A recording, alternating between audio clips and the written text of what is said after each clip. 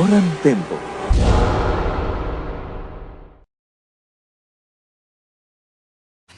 KBR 68H adalah kantor berita radio swasta terbesar di Indonesia.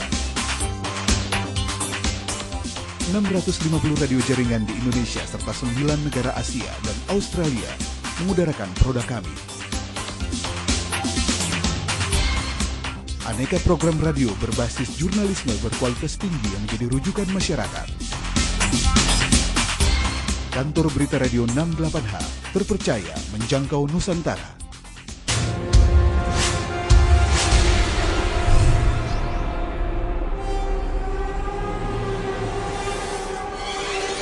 Koran Tempo.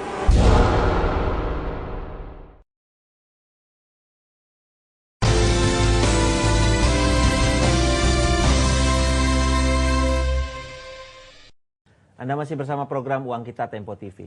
Pak Hari, Anda tadi menyebut salah satu keberatan utama dari kawan-kawan Anda di Parlemen di Komisi 6 adalah katanya kalau aturan ini diberlakukan sekarang, sejumlah industri kita akan rontok.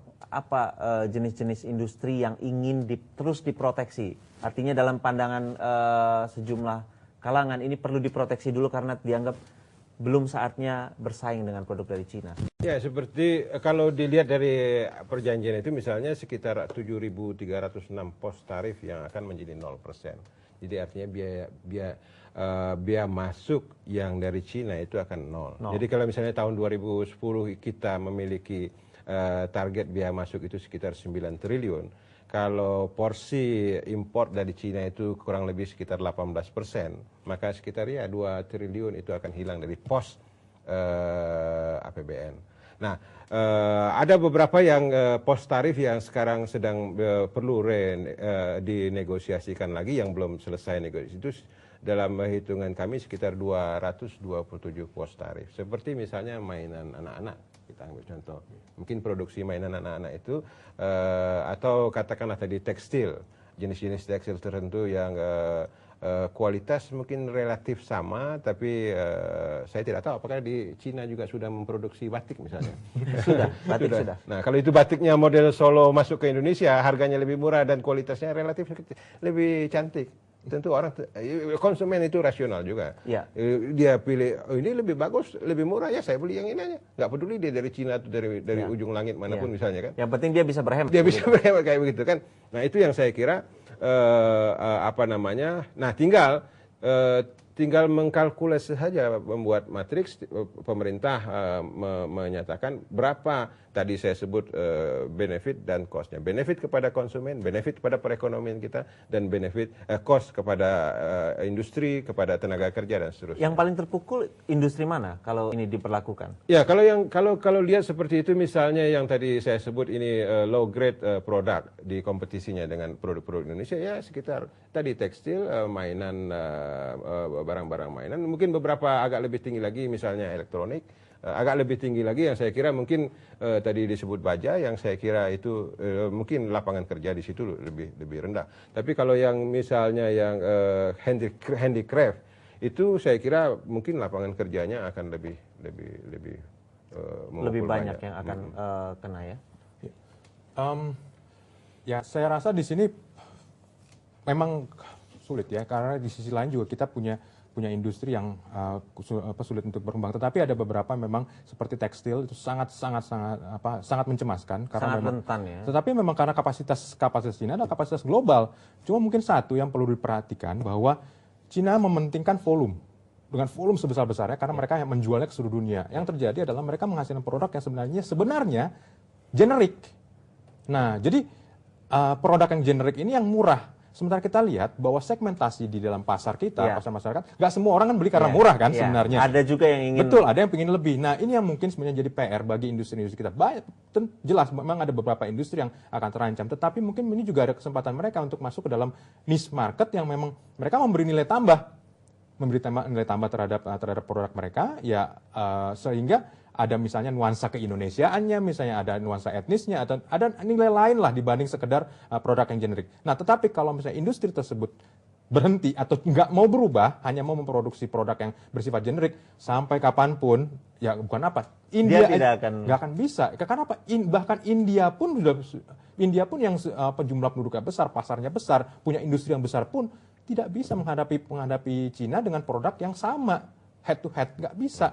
Apalagi kita. Nah, bahayanya adalah kalau kita menghalangi secara sepihak berhenti berdagang dengan Cina, sementara negara-negara tetangga kita itu tetap berdagang Cina. Negara-negara itu kan menjadi transit bagi penyelundupan Indonesia. Saudara Andi bisa bayangkan ya, penyelundupan telur ya di Medan itu bisa sampai 2 juta butir per hari dari Malaysia. Kalau telur saja bisa masuk, apa yang nggak bisa masuk gitu ke Indonesia? Itu jadi masalahnya. Kita harus realistis juga. Jarum bisa masuk juga kan. Ya, kalau beras rentan telur saja ya, yang umurnya cuma seminggu bisa masuk dan mudah pecah, berarti apapun bisa. Jadi kembali lagi, ini sebenarnya adalah last call buat industri kita.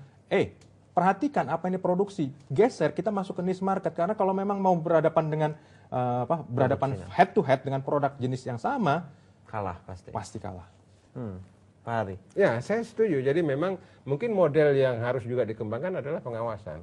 Jadi standar industri kita untuk produk-produk tertentu ini sudah dilakukan di Eropa dan Amerika. Kalau produk kita masuk ke sana tidak mengikuti standar lingkungan tertentu, tidak mengikuti standar mutu tertentu, tidak bisa masuk. Betul. Kita bisa tidak melakukan itu. Nah, ini birokrasi. Kalau bicara birokrasi saya agak pesimis.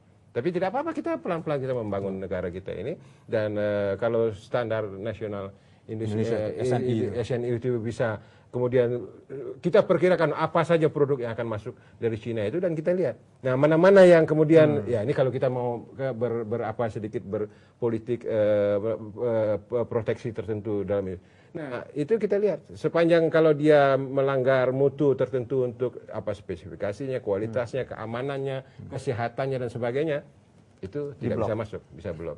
Dan ini pedang bermata dua, Pak. Karena dengan memperlukan SNI, berarti juga produk di Indonesia pun harus meningkatkan betul, di atas setuju. SNI. Jadi saya pikir mungkin jalan tengahnya bisa di situ. Kita bikin standar nasional yang memang juga bisa menjamin kualitas. Karena ujungnya kan ke konsumen juga kan yang akan beroleh manfaat atau mudaratnya gitu ya. Nah, dengan standar nasional ini, dengan SNI yang lebih konferensif, dari sini kita bisa memberi batasan dan juga memberi mistar bagi industri kita untuk ayo kalau mau memang melayani konsumen ya naiklah di atas standar. Kalau ini kan artinya yang diusulkan oleh Anda adalah kalangan dunia industri ini harus berubah, dalam artian mereka harus melihat celah pasar baru, harus lebih kreatif ya.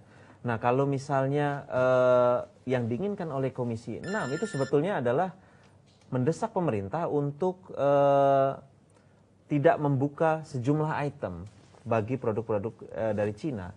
Artinya lebih ke arah sana. Jadi bukan meminta industri untuk segera berubah beradaptasi, tapi memang ini keinginannya adalah terus memproteksi begitu, Pak? Sebenarnya tidak juga. Jadi itu dua tadi disampaikan juga betul. Jadi level of playing field-nya untuk beberapa produk tertentu itu bisa saja itu di Cina sendiri itu disubsidi.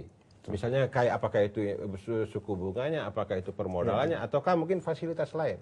Nah, itu bisa diperbandingkan dengan industri kita sama. Apakah mempunyai pola yang sama atau dibiarkan saja gitu. Nah, kalau itu tidak sebanding level of playing field-nya, saya kira mungkin itu layak untuk dinegosiasi pos tarif seperti itu.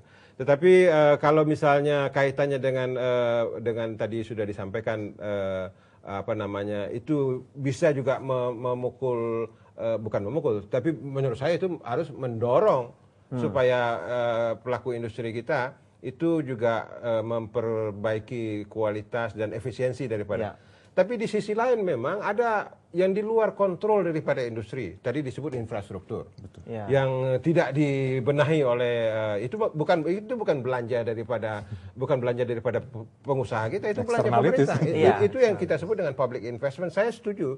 Di anggaran saya sudah dorong betul pemerintah untuk perbesar itu, dari jalannya, dari pelabuhannya, dari gudang, bandara, dari segala macam dan sebagainya. Yang kedua misalnya adalah soal semacam infrastruktur tadi yang tadi disebut, misalnya domestik pasar kita juga perlakuan kemarin kita mengeluarkan stimulus untuk pasar-pasar tradisional gitu. Nanti produk-produk Cina itu tidak mungkin sedikit saya kira akan masuk ke mall-mall, tapi masuk ke pasar-pasar tradisional kayak begitu. Ya, Nah, yang kayak begitu-begitu saya kira harus ada perhatian. Oke, kita masih akan terus berlanjut. Tetaplah dalam program Uang